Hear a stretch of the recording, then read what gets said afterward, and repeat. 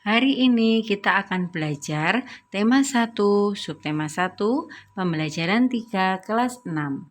Masih ingatkah kalian pembelajaran sebelumnya di mana perkembangbiakan tumbuhan dibedakan menjadi dua, yaitu perkembangbiakan generatif dan perkembangbiakan vegetatif. Perkembangbiakan generatif terjadi melalui proses perkawinan, di mana alat kelamin betina yaitu putik dan alat kelamin jantan yaitu benang sari. Jatuhnya serbuk sari di atas kepala putik akan menyebabkan terjadinya proses penyerbukan. Di sini akan terjadi pembuahan. Kemudian sekarang kita akan mempelajari perkembangbiakan vegetatif. Apa itu perkembangbiakan vegetatif?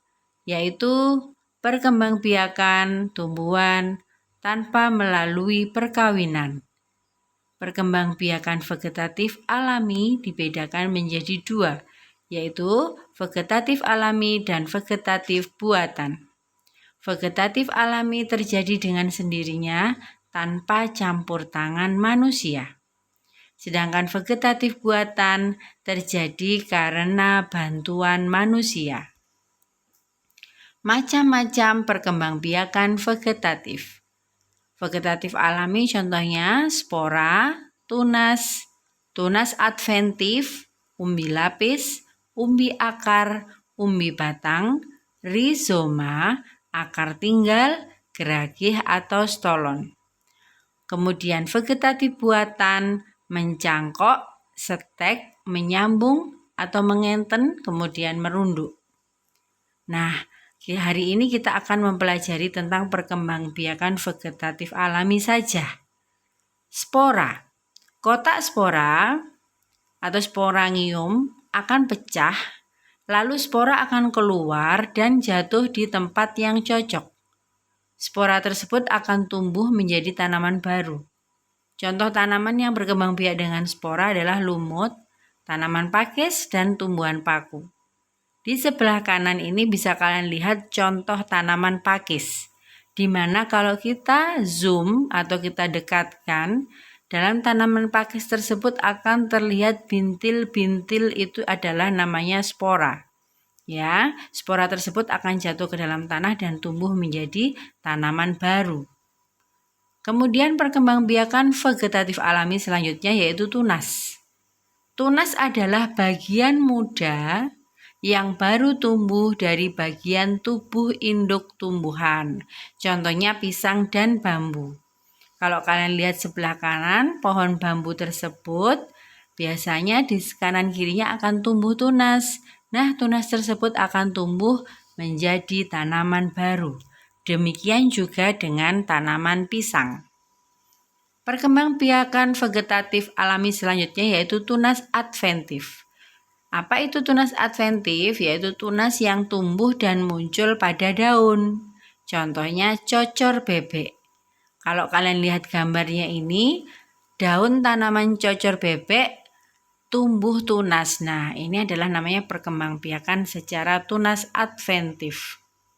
Kemudian perkembangbiakan vegetatif alami selanjutnya yaitu umbi lapis. Umbi lapis adalah lapisan-lapisan daun atau susunan yang berlapis-lapis yang mengelilingi batang dan tumbuh di dalam tanah. Contoh bawang merah. Bisa kalian lihat gambarnya di samping kanan. Bawang bombay, kemudian bunga bakung. Umbi akar adalah akar yang menggembung tetapi tidak berluas-luas, berisi cadangan makanan. Contoh tanaman yang berkembang biak dengan umbi akar adalah lobak, wortel, dan singkong. Umbi batang. Umbi batang adalah batang yang menggembung dan tumbuh di dalam tanah. Biasanya digunakan tanaman untuk menyimpan cadangan makanan. Contohnya di sini adalah ubi jalar, bengkoang, dan kentang. Lanjut, rizoma atau akar tinggal. Rizoma adalah batang yang tumbuh mendatar di bawah permukaan tanah, berbentuk mirip akar, berbuku-buku atau beruas-ruas. Contohnya jahe, kunyit, lengkuas, dan sebagainya.